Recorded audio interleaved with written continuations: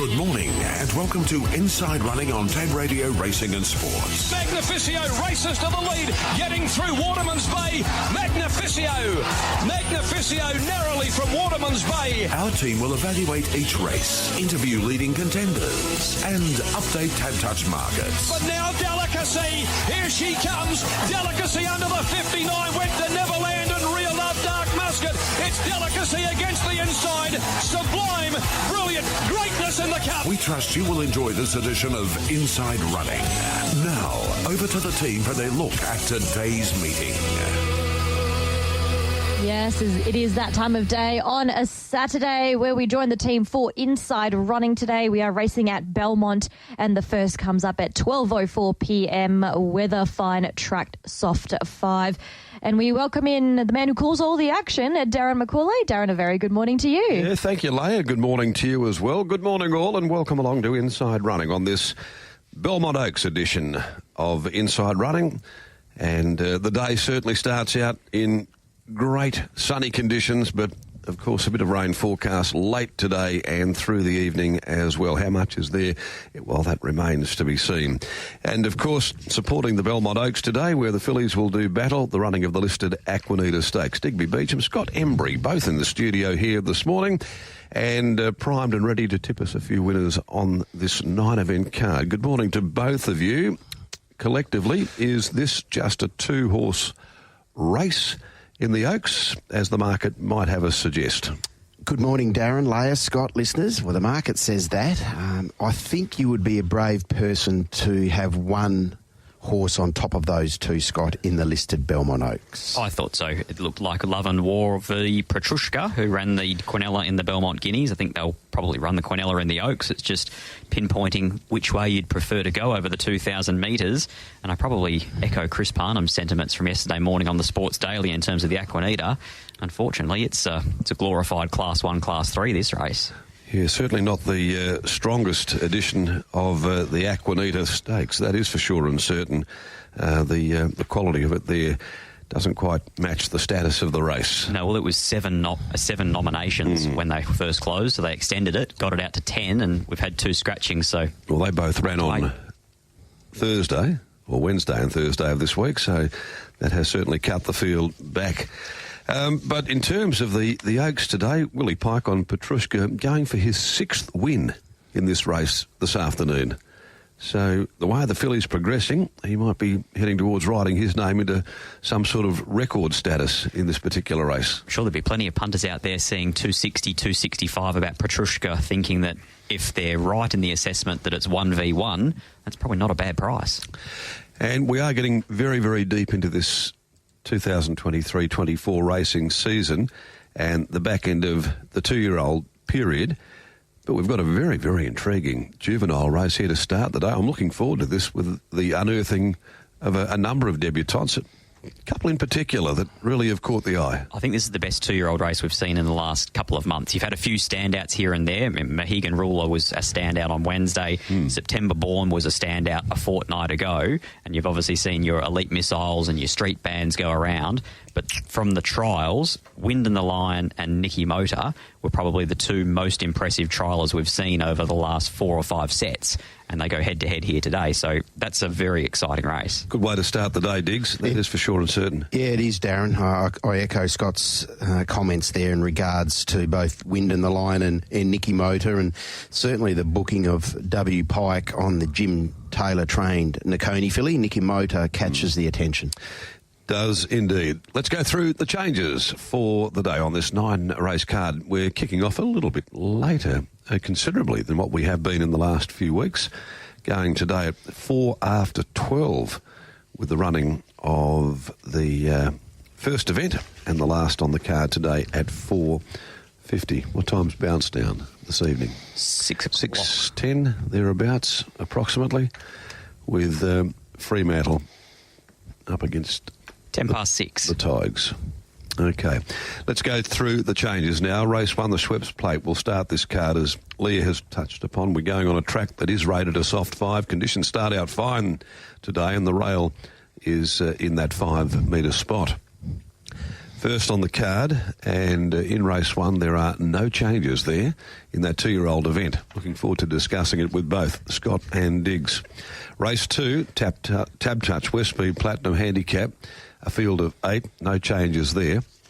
Over to race number 3, the George Reddy Memorial Handicap, and that is also clear. Race 4, the 2 that were mentioned that have come out are only us, 7 and 10 Miro. 7 and 10, both there out of race number 6. Race 7, the Bisley Workwear, no changes, field of 13 running. Second last for the day, the Stud Co Handicap, and you can put the pencil through number 8. Ain't No Other Man. Ain't No Other Man there out of the third leg of the quaddie.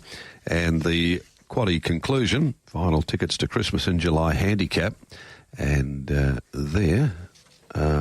no changes. So a big field capacity line up there, 16 running in that last on the card.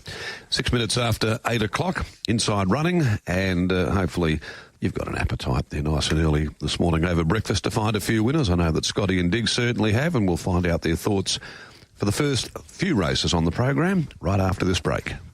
And you're joining us on Inside Running this morning. It is 8:08 a.m. We'll go through the board here for the first race at Belmont. It is the Schweppes Plate over the 1,000. And the favourite, 8, Nikki Motta, 285 Wind and the Lion, 341 Scenic George, $8. 7 Live Lucky, 950 double figures upwards. The rest, Darren, who do you like here to open up the card? Well, I'm looking forward to this collective of thoughts going into the opening event, to be quite honest, because there's been a lot of attention placed on these 2 newcomers up against a few that have already had a little bit of race experience. But the 2 horses that were mentioned at the top of the program, Nikki Motta with Pike on board for Jim Taylor, which is something that we don't often see, and Wind and the Lion from the wonderful 2-year-old winner-producing stable of Sean and Jay Casey. Chris Parnham on board for owner Wally Daly, who just seems to be the owner with the Midas touch when it comes to 2-year-olds. Both have schooled up in outstanding style for their debut performances this afternoon. And yet, I guess in many respects, very different type of 2-year-olds. I think when you look at them, let's have a look at, first of all, Nikki Motta, an Oconee filly, and she led them up running in the most recent of her very impressive trials there. She does look very revvy and a really set and poised to go 2-year-old. 1,000-metre type, really, doesn't she look? She looks a real jump and run filly. They've paid $120,000 for her at the sales, and from what we've seen, she's quick. I mean, her 400-metre jump out where she broke 24 seconds on a soft 5 is a good indicator of just how quick she can go early. And then Wind and the Lion and Nikki Motta both trialled the same day over 1,000 metres at Belmont and basically stopped the clock at the same point. They were equally as impressive. In the end, for me, it came down to simple fact, one drawing inside the other. If you'd swap the barriers around, you swap the tip. I went Nikki Motta over Wind and the Lion, and realistically only because Nikki Motta was drawn inside of it. Is there a silly little chance here that Live Lucky might cause a few issues, because it, when it can get going, goes very, very fast? Now, could it cause a few little issues here with Nikki Motta, who did get revved up in that trial? It certainly sets it up for an interesting situation, given the fact that Wind and the Lion, it settled back just in behind the pace. But, boy, I love the way that it was able to let down. It's so professional looking, even the way it finished off. Even the trial back in March behind Schmoove Mover was really impressive. Just looks like he covers the ground effortlessly. With Live Lucky, you're right, the one thing for Nikki Motta that you don't get at trials is pressure.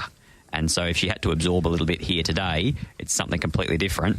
The filly that Live Lucky actually matched motors with at the trials, Clean Me Up, is nominated for Wednesday and is the full sister to Oscar's Fortune and looks pretty sharp as well. I'm going to go with Nikki Motta. From what I can tell research-wise, it's Willie Pike's first ride as a senior for Jim Taylor. So very rare booking there. Jason Brown went across to watch Collingwood play last night. I'm sure he's happy with that decision. But Nikki Motta here for me on debut. 8 from 5, Wind and the Lion. 9, Nickel Play.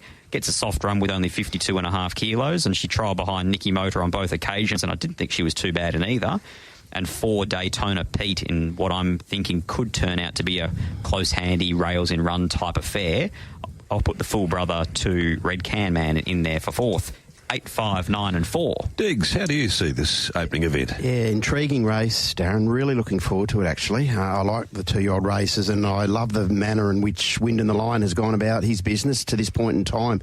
Nicky Motor, quick. She looks like she just wants to run. So it'll be interesting today whether she leaves the machines really, really quickly. Now, she had headgear on in the trial. She doesn't wear any today, and she didn't ping the gates the other day, but once she was given a rub, she really got onto the chewy. So it'll be interesting to see what William Pike elects to do. So for mine, I'm just thinking maybe she cops a bit of pressure here on debut, and if that is indeed the case, Wind in the Line, who'll just park off them, can get to the line and get a win for a stable that knows how to get a 2-year-old. So for mine, Wind in the Line has done nothing wrong at the trials, and I think this is well within his reach. So 5 on top from 8, Nicky Motor. There's no knock on her. She's clearly a fast filly, and it's interesting to see how she'll go today. 3 cash flow for mine. I thought that first up effort was really, really good. Interestingly too, Stephen, I'm assuming he would have had the choice between Nickel Play and cash flow, and he has gone with the latter, so that might be an indication that he was taken with the performance of cash flow, like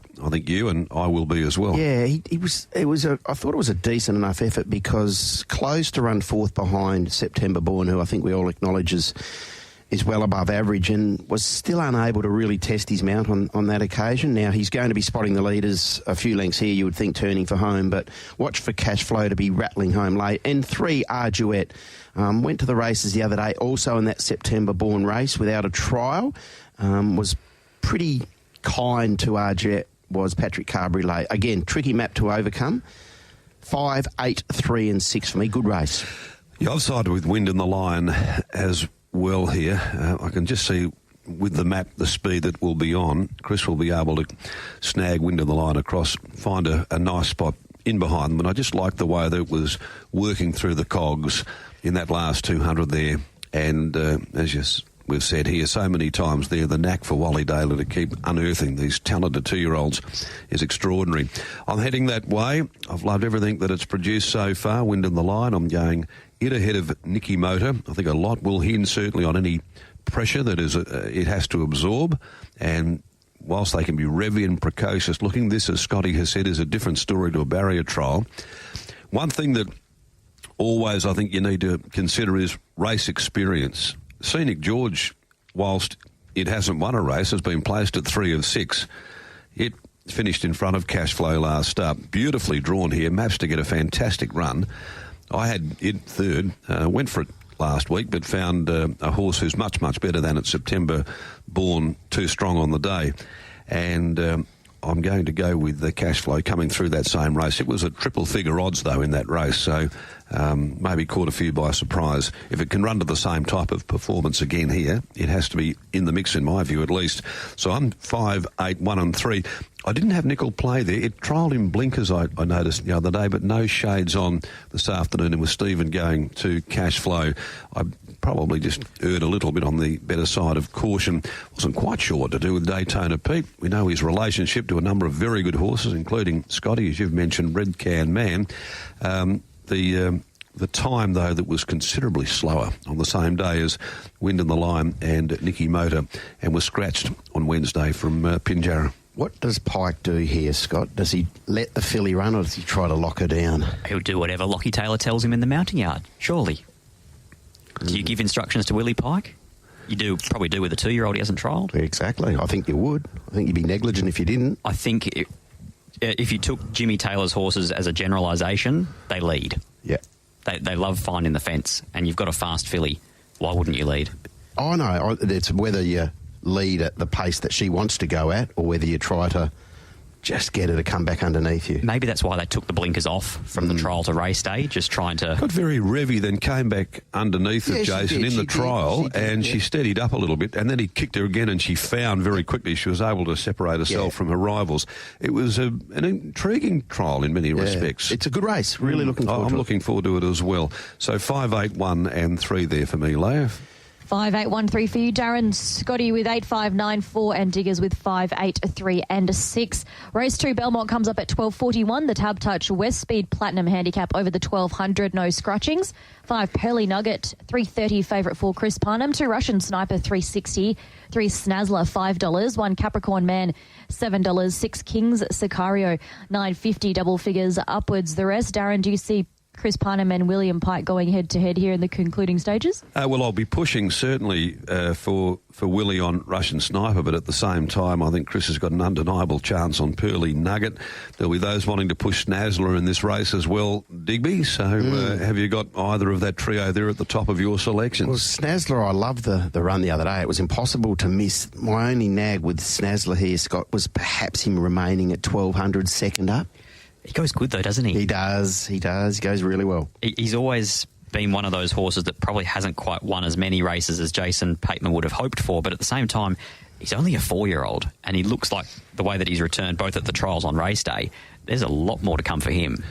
I just had a view maybe that he'd likely need 1400, even a mile, Snazzler, and something a bit further than 1200 on what we saw on return. Obviously gets a nice little weight swing on Pearly Nugget there, but they actually meet at the same weights. They do indeed. I got that. I was going through and I've already made 2 corrections to that form page there, Scott. Thank you. Yes. The performance, though, I thought, and I'm going to use the Californication grad 60 plus as maybe a better reference point for me, at least. Anyway, I'm going to go with a horse in a bit of form and lean back towards the Pike factor with Adam Durant there. We've touched upon this ad nauseum in the last couple of weeks that, you know, the stable's back ticking over, producing more than its share of winners again. And I think Russian Sniper probably fits a lovely map there from where he's drawn. If you look at his last 3, that's been his 3 runs under Willie Pike, and they've probably been the best of his preparation. And it's been a long preparation. Incredible preparation. 19th run of the campaign today for Russian Sniper. Was first up in August 2023. Raced all the way through and still producing at his best.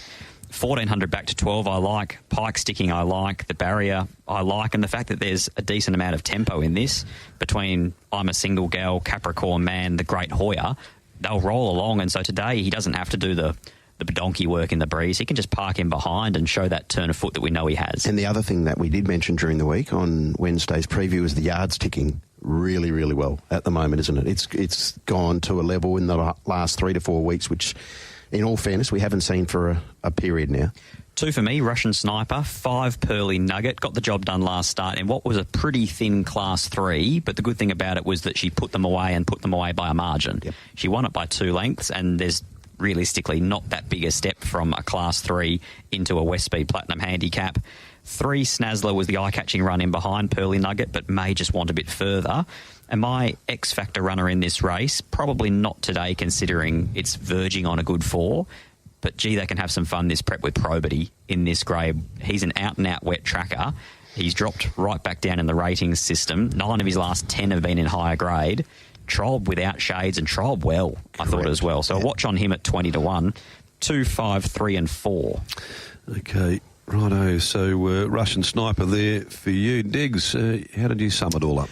Pearly Nugget for me, Darren. I just think she gets a gun run here.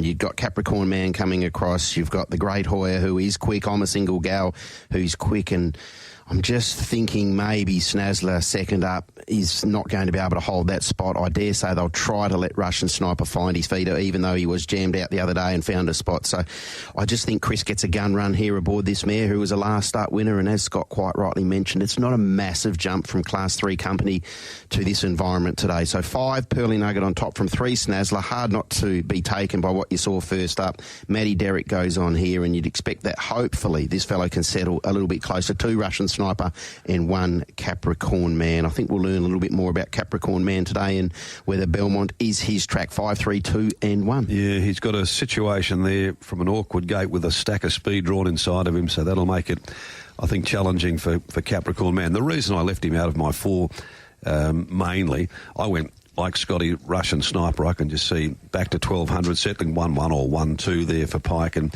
I think that the way that he's going at the moment, although he's been up for as long as any horse probably going around currently in racing. Russian Sniper is still showing no signs of wanting the paddock. So 2 for me, 5 Pearly Nugget, 3 Snazzler. I'm going to go with King Sicario. It gets a bit of weight relief here, back to 57, coming out of a Class 1. But very good first up behind the in-form My Hidden Universe, who's doing absolutely nothing wrong at the moment there. And there is some support, as you would expect, traditionally from the Ganjemi yard. It was $16 into just double figures, tens, I think, when I had a bit of a look the other day. What's it now? $9.50, so it's continued to firm in marginally. It can fill 4th box for me, Leia. 2, 5, 3, 6 in race 2. 2536 for you, Darren. Scott with 2534 and Diggers with 5321. Race 3 at Belmont at 119, and you're tuned into TAB Radio Racing and Sport for Inside Running. Race 3 at Belmont is the George Reddy Memorial over the 2100. 3 Antique Miss, 241.35 Kisses from Kelly, 270.130 double figures upwards. The rest. And Darren, earlier on you mentioned that the Oaks was possibly a 2-horse race. This could be the case as well in race 3. Yeah, well, the market certainly has got Antique Miss, Kisses from Kelly, the dominant duo going into this George Reddy Memorial, both in fabulous form. Antique Miss, Kisses from Kelly come back after doing battle last weekend. Antique Miss being beaten but luckless to Playhouse Patron. Kisses from Kelly getting the job done, and I thought monstering them.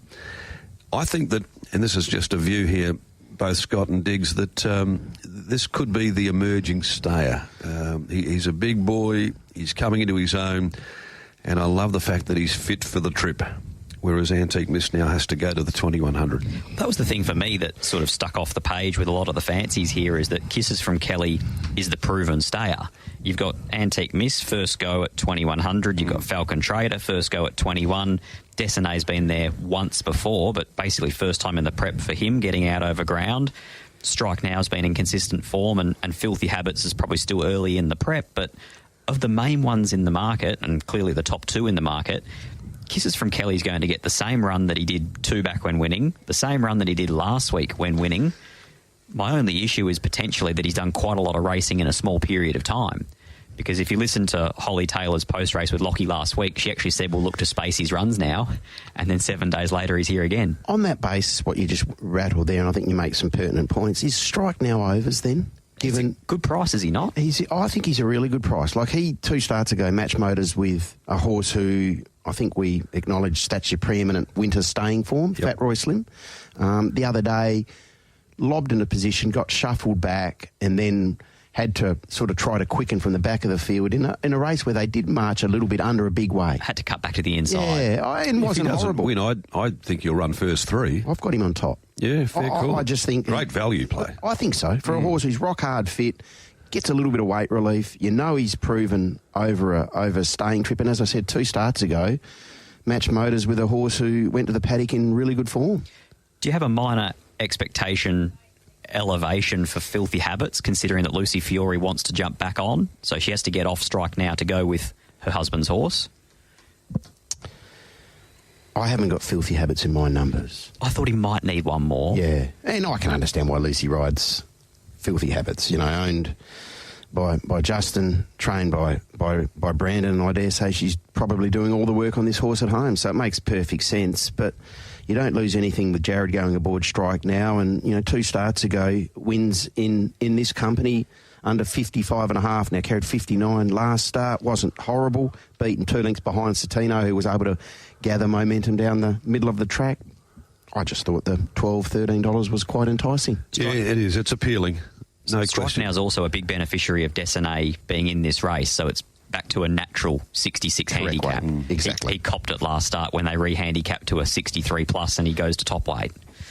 I think I can take all those points, but I just don't see a reason why we won't continue to follow Kisses from Kelly until he gives us a reason not to. Cool. He has gone 7 days, 10 days, 7 days, so it's a lot of racing in a short period of time, but he just maps for me to get the same run. Filthy Habits will roll along, Falcon Trader will roll along, and Clint Johnston Porter will smoke the pipe in behind them on Kisses from Kelly. So 5 for me, 3 Antique Miss. I'll be very nervous in the concluding stages because she's a very talented chaser with a turn of foot and with pike aboard. 4 Strike Now, and 2 Falcon Trader. No idea for the life of me whether he'll stay, but if he does, he's got really good form for a race like this. 5, 3, 4 and 2. Okay, is there a spot for Destiny at all there? Does get a considerable weight swing on Antique Miss from their clash against Playhouse Patron. Going particularly well, there's no doubt about it.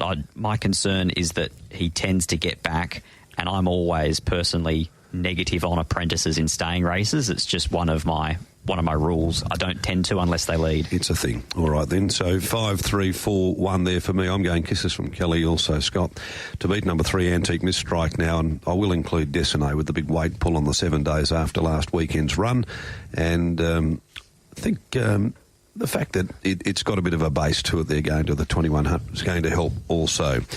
Okay, that's how we see the first 3 layer. We might take a break on the other side of this information and then be back with a further look at the next 3 events on the card. They include the Belmont Oaks and also the listed Aquanita. And just to give you the tips there for race 3, Darren with 5-3-4-1. Scotty with 5-3-4-2, and Diggers with a nice value tip 4-5-3-9. He is with Strike Now at $13. That brings us to race 4 here at Belmont. It comes up at 156, the Quay handicap over the 1,200 metres. 3 D'Amber, 320, 7 Siberian Siren, $4. 1 Famous Journey at $6.50. Only 3 runners under double figure odds there, Darren. Okay, and this is where my best bet for the day comes up here in race number 4, Scotty. Diggs. Who is it? I'm going with the mare, D'Amber. I think that she, on paper, to me at least, around that $3.20 mark, represents enormous appeal. Loved her return to racing behind Fluoro Neuro from a much more awkward gate where she got back. She absolutely monstered the line. I love this mare, the way she goes about things too. She's missed the money only once in 9 career starts. You know what you're going to get from her.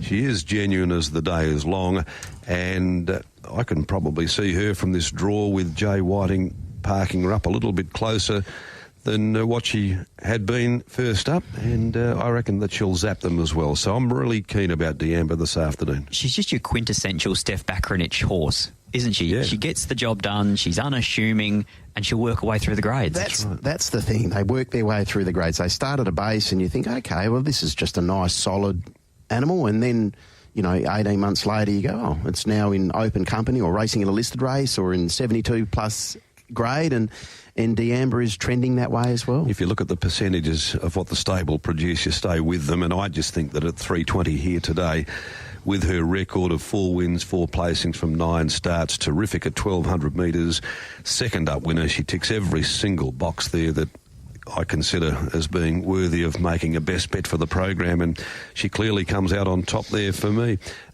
What's your view? Are you much in the same camp, or are you looking elsewhere? I'm nowhere near as bullish. I've got D'Amber on top. I thought there were other horses in this race that had legitimate winning claims. I love the trial of Siberian Siren. She was very impressive to the eye. She's only won the 1 race in her life, but she's probably a filly that looks like on face value may have had a couple of issues last prep. If you're looking at her campaign, when she won that 3-year-old No Metro, she beat King's Honour.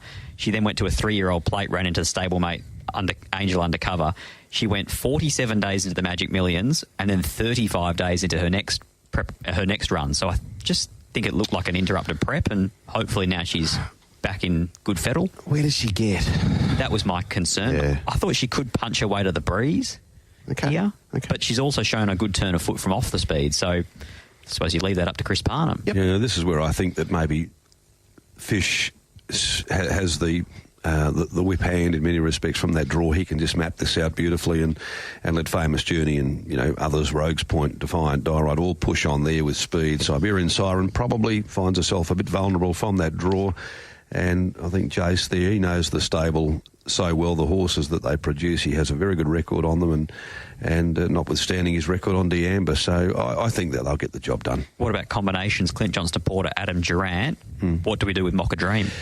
Yeah, well, it was an interesting one, wasn't it? It was the target of an extensive stewards inquiry into the performance there that day, and maybe Clint's right on it, going back to the worst part of the track. He'd won the previous race coming down the middle and mapped it beautifully, and then went back where no one wanted to be, and inadvertently dropped his whip at the 200 50-metre mark thereabouts, and was questioned why he eased up in the late stages on the horse. It was beaten by ultimate under influence, a bit less than a length. Look, whether it would have won or could have won or should have won remains to be seen. That's up for conjecture. But I think, Clint realised where he had gone was a mistake on that horse, because the next race, I think it was Manzor Magic, he skirted the outside rail, and that was the dynamite fast lane. So I think there's an excuse for Mocha Dream. I do too. I mean, even without that excuse, depending on which side of the fence you sit on, the prior run behind Rock and Rupert was a ripper. Mm-hmm. So if you go off that, he's still a top 4 chance in this. Yeah, it's my danger, I think, to D'Amber, quite frankly, and Famous Journey and Siberian Siren. I didn't find too many others in the race that could probably loom as genuine winning hopes, so that's why I was very bullish about D'Amber. I'm 3, 6, 1 and 7. 3 for me as well, D'Amber. 7, Siberian Siren. She's a versatile filly and she's clearly got ability. 6, Mocha Dream. 2, Starring Knight. But in terms of other players in this, I know she doesn't win out of turn, but Mr. Akova's racing well, maps well. Memory Parade's the one I wanted to be with. I've got a lot of time for this filly, but drawn in 11 of 11, I just thought that she was going to have to do it too tough. So another day for her. 3, 7, 6 and 2. 3, 6, 5, 7 for me. I'll make it a clean sweep with D'Amber. I thought that first up effort when she had to sustain her run was good. She was just nabbed late by Fluoro Neuro, who poked through the field, and we'll talk about Fluoro Neuro a little bit later this morning. So 3 on top from 6, Mocha Dream. Genuine excuses last up. 5, Rogues Point. Fresh, respectful of the Anthony Barton, Simone Altieri combination. Big price, this fellow. And 7, Siberian Siren. Got a lot of time for the filly. I just hate the gate. Trial was good. 3, 6, 5, 7. Wonderful. 3, 6, 5, 7 for you. Diggers got 3, 7, 6, 2, and Darren 3, 6, 1, 7 with his best bet here. Race 4, number 3, D'Amber. Race 5 at Belmont is the Belmont Oaks for the fillies over the 2001 Love and War 190. Backed in from 220, 3 Petrushka 270.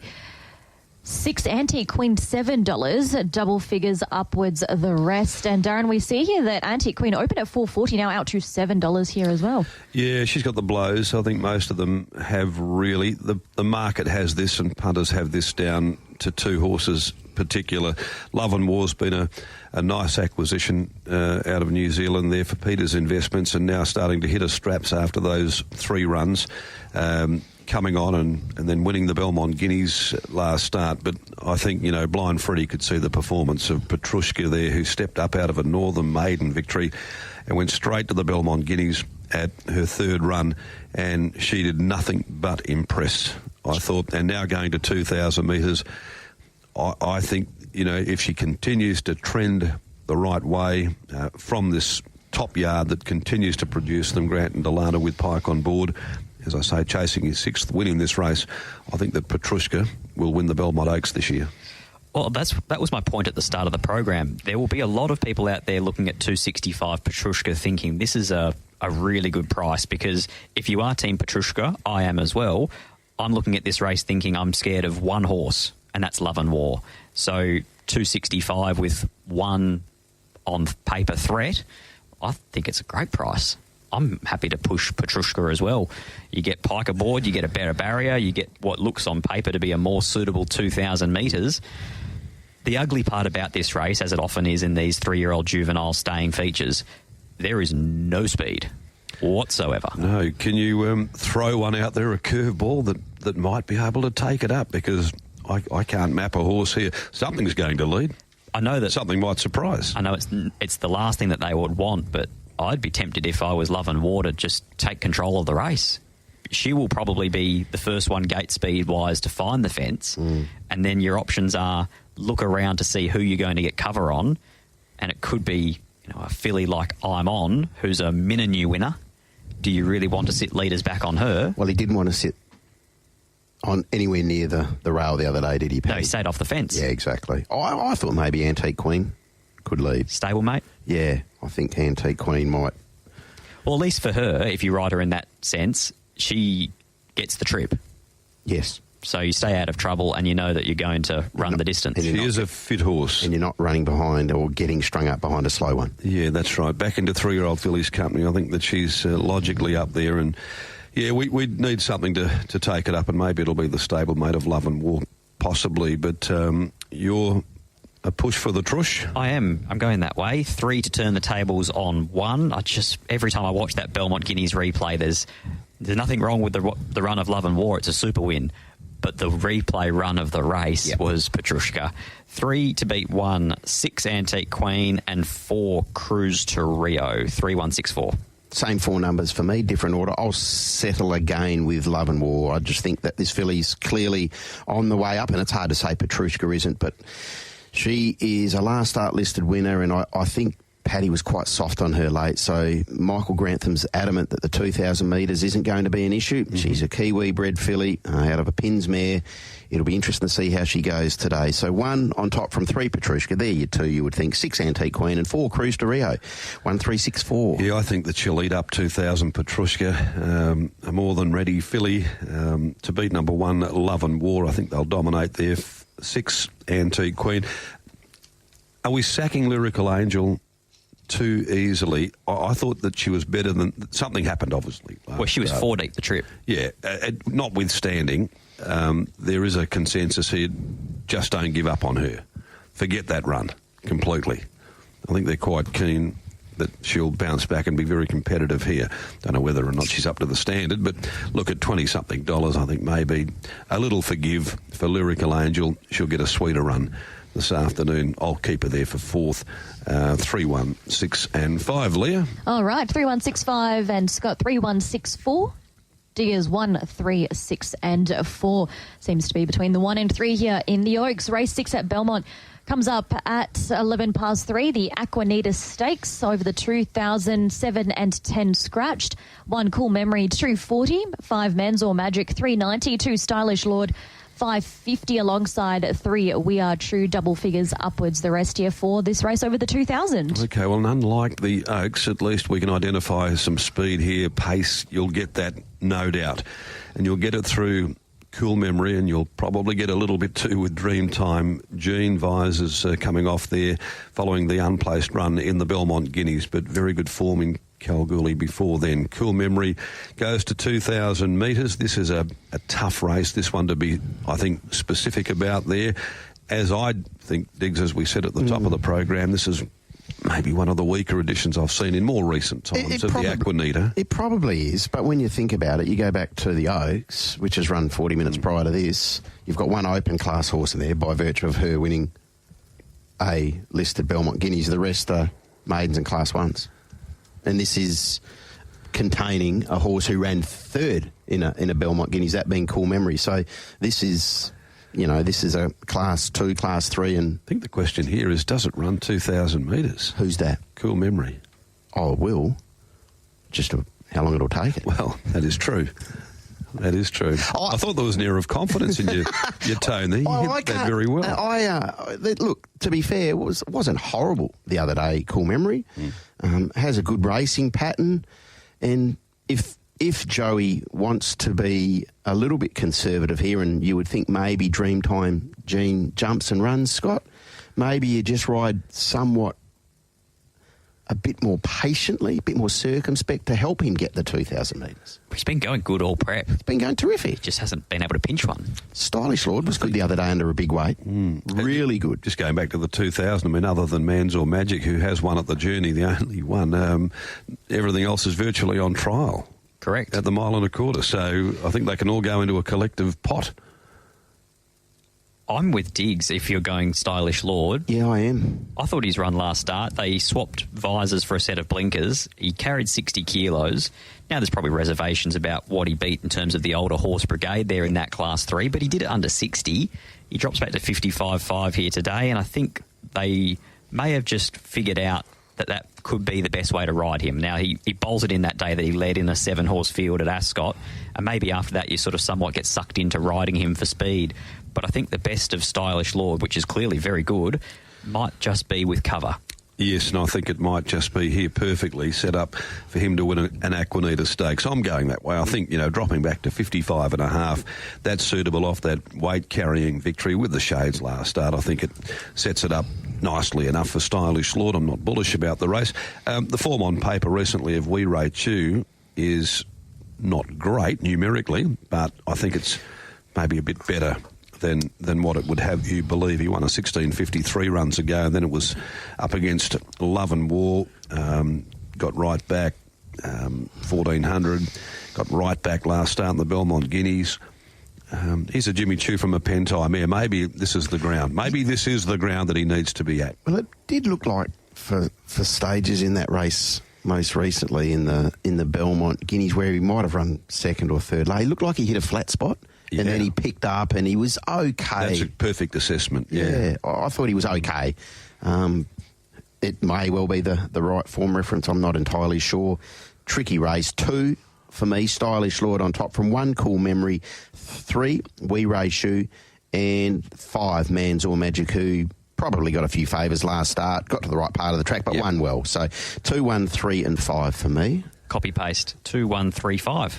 2, 3, 5 and 1, so not a lot of difference there. Stylish Lord, We Rate You, Man's Or Magic, Cool Memory in race 6. Thank you, Darren, and apologies, I did say We Are True, but it's We Rate You here in race 6. And we rate you as well. And after you do this, we're going to take a break. We will indeed. Just to recap these selections here, Darren 2315, Scott 2135, and a copy and paste there with Diggers 2, 1, 3 and 5.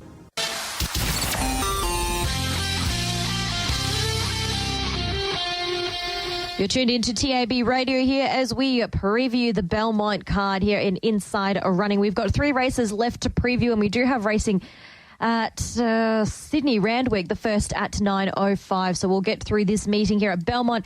We are up to race 7, the Bisley Workwear Handicap over the 1400, and the favourite 10 Best Mood 250, and 1 Fluoro Neuro at 320, Darren. Not too many there in the market. They've got them isolated, this pair, very much so. Fluoro Neuro will have to do it from a wide gate. Very good last start, digging itself out of a bit of a pocket there and going home to beat D'Amber. And if that form holds up earlier on in the day, clearly it gives it a great opportunity to go again. And Best Mood, who won 2 of its first 3 runs in the preparation, it has to be the other as well. I just can't for the life of me find anything else. Can you that can potentially win race number 7? Something can, potentially, I suppose, but gee, on form, on what we've seen here from this collective, I don't think there are too many legitimate winning chances. Oh, well, they were the top 2 for me. I really wanted to push War Gem. I thought his first up run 3 deep the trip without cover was quite okay, but would he lead here? Well, no. Could he lead here? Well, I suppose he could. I thought Birdie Eagle would probably find the front, the stablemate. But again, it's another race with sort of muddling pressure. I didn't think the 2 runs in higher grade of Top of the Pops have been too bad for Team Ganjemi, and he sneaks back into a 66 plus. But look, in the end, I sided up with Best Mood. He didn't beat a runner home last start in that Twain's Angel race, but at the same time, he finished literally alongside Fluoro Neuro and meets him 1.5 kilos better at the weights today, and you get Pike. So I went with Best Mood here, but by no means am I sold on him, especially not at $2.50. 1 Fluoro Neuro, he's a quirky horse, there's no doubt about that. His best and his worst are a long way apart, but on his day, he's got a beautiful turn of foot. 6 War Gem, I do think he's a big improver here from a much better draw, and 5 Top of the Pops. 11 of his last 12 have been in higher grades, so he's actually snuck back into a 66 plus really nicely. He's worn blinkers at all 20 of his lifetime runs, so it's actually blinkers off for the first time today for something a bit different for him as well. 10, 1, 6 and 5 for me. Okay. Without a massive ring of confidence, clearly there, Diggs. How about you? Yeah, I'm having a throw at the stumps here, Darren, with a horse who profiles to my eye. Look, I can understand why he's the price he is. That's being the 4 Holy Ghost. He's a big quote, no doubt. But 2 of his 4 wins in a 53 start career have come third up. Now, the other day, he's got home in a decent enough fashion, let's put it that way. He's run 34.96 for his final 600. Fluoro Neuro and Pray Again, who ran first and third, ran 34.93. So he's right there. Now, he's going to get back. He doesn't have a great Belmont record, but I thought he was decent enough to the line second up. I actually did, and I thought he was okay through the line. Now, he's a big quote. He's probably going to start bigger than he is now, but in a race where I just couldn't get Best Mood anywhere near that price with my markets, I thought Holy Ghost was worth a throw. So that's the way I've gone. 4 each way, Holy Ghost. Look for him to be getting to the line nicely. 6 War Gem, the stablemate for mine, is the danger here. I thought that first up effort was terrific. Does no work. Second up from a low draw for Chris. 1 Fluoro Neuro. Clearly he's got a good turn of foot. And 10 Best Mood. But Holy Ghost for me. 4 each way from 6, 1 and 10. No, I'm not feeling a whole lot of passion tipping into the race, I might say, but I am Best Mood for what we've touched upon here from Fluoro Neuro. I'm going to put Top of the Pops in. The other one I'm going to include is a horse who hasn't won for a long, long time. He's on the pharmacy run at the moment, the 777. That's how long it's been since he won a race, 7 days. Blinkers going back on significantly here. A little Saturday stat there. Not that it helps him win the race, but you can get him into your placings. He's at 10 goes with the blinkers on 8 placings. So that might help him work his way back somewhere into the minor selections, and that's where I've got him 4th best. But 10, 1, 5 and 8, Leah, in race 7. 10, 1, 5 and 8 for you, Darren. Scott, 10, 1, 6, 5. And Diaz, 4, 6, 1, 10. Holy Ghost, $34 here with Tab Touch. That brings us to the penultimate here at Belmont. It comes up at 420, the Studco handicap over the 1,000. 8 is scratched. 11 Final Siren, $2.90. 6 Storm Chaser, $4.80. 12 Ginnivan, $5. 3 Kings Honor, $7. 5 Lexington City, $8. This is a complex race for me. There is speed on speed. I think in overall terms it's a very, very open race, and I'm not quite sure what I'm going to be tipping, quite frankly, even at this moment. Scotty, I've got a view, but whether it's the right one remains to be seen. I'll open the batting and just go with talk about Final Siren. I can't cop Final Siren in this race. He's clearly a very talented galloper. The market could. The market loves him and has done throughout his entire career. He's got some exceptionally good speed figures, so the market will continue to love him. Yep. But he's won 4 races in his life, all 4 when he's led. Yeah, that's a good point, because Ginnivan fits to the same category. If it doesn't lead effectively, it doesn't win. And they've both got sticky gates, and there's speed everywhere in the race. So I'm looking at 290 currently, Final Siren, and I'm thinking to myself, if I take the view that at this stage of his career, he seems to be, he leads and wins races, or he doesn't lead and he doesn't produce the same results. I'm looking at it thinking, I don't think he can cross Ginnivan or King's Honor. Nope. Or Lexington City, or Pooley. So he's poison odds for me. Why was he such a noticeable drifter, do you think, last start? The drift was late, very late, and it was late. savage. Yeah, it was big. It was a big drift for one W Pike rides. Potentially for the view that people thought he couldn't cross Ginnivan. And he couldn't. No, he could not. And he wasn't the same horse. No.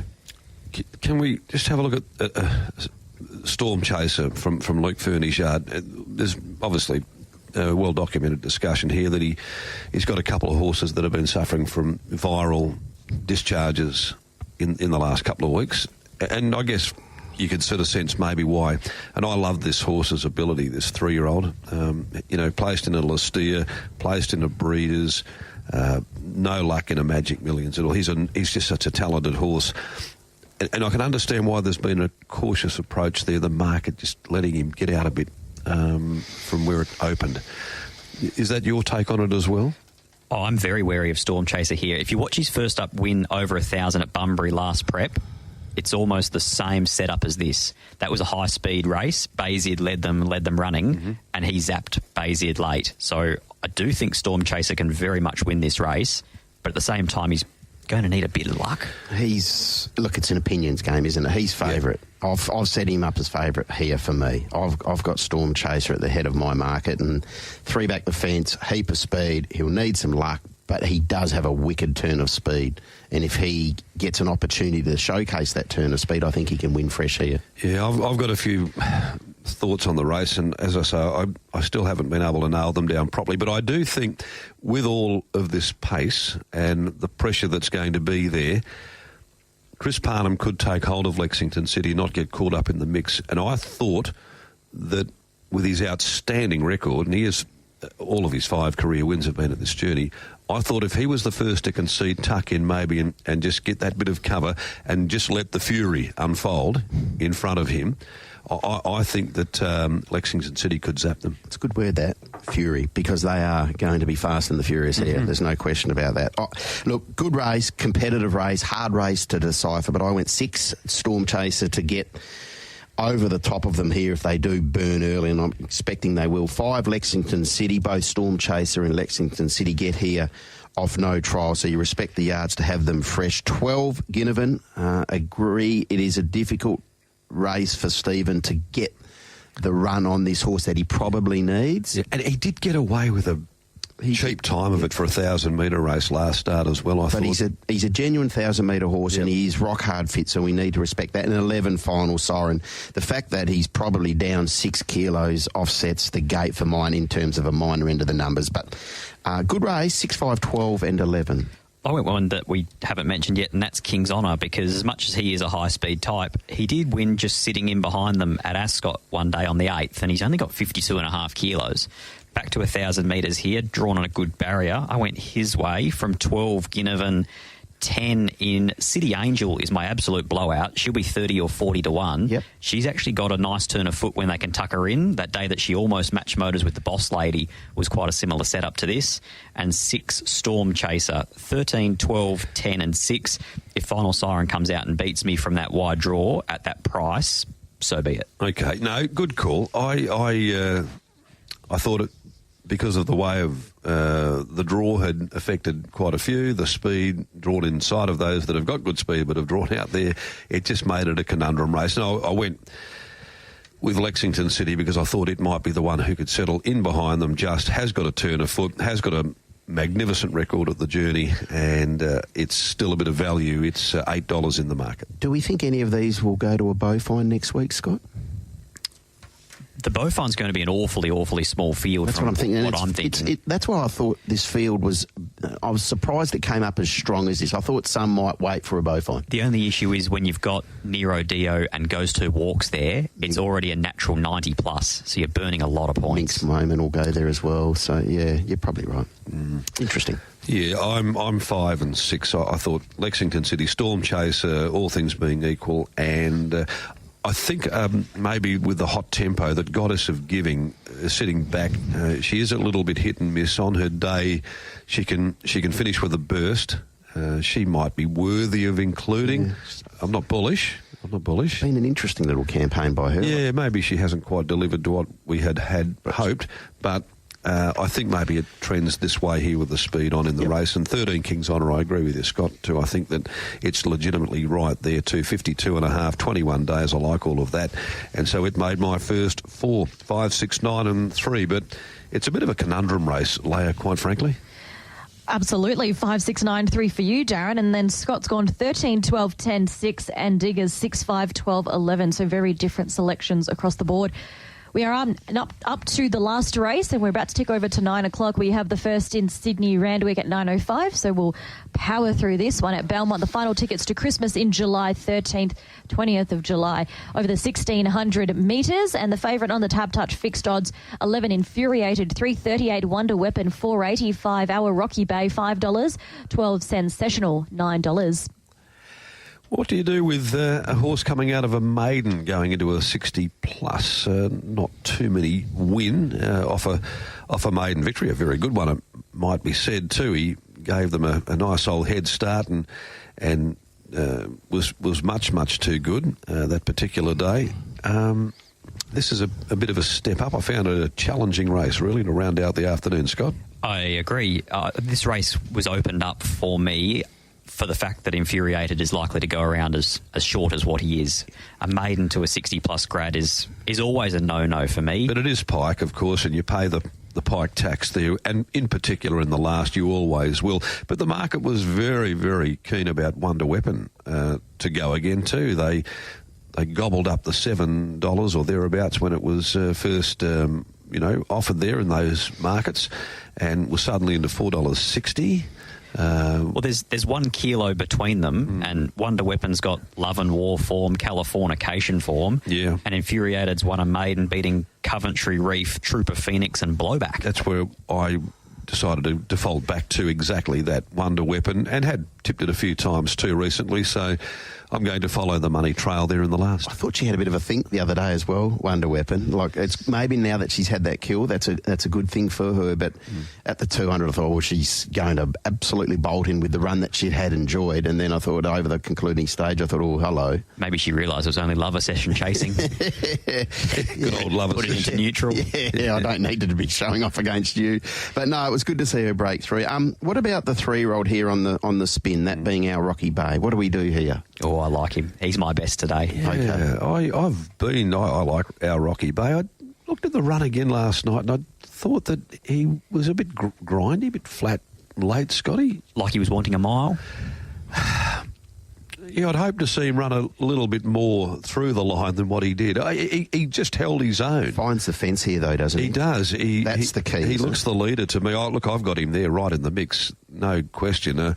I think that they're the three at least in the last. I'm going to be Wonder Weapon Infuriated, our Rocky Bay, and suggest maybe that either three could win the race. And look, I think Pro Latte did enough to also attract a little bit of attention as well. 2 of 3 in the campaign have been wins, and did it from a fair way back, and did steamroll them with, I think, a little bit left under the hood the other day as well. So, look, I'm going to mark them down in that order. 8, 11, 5, 3. Follow a bit of a money trail, Wonder Weapon.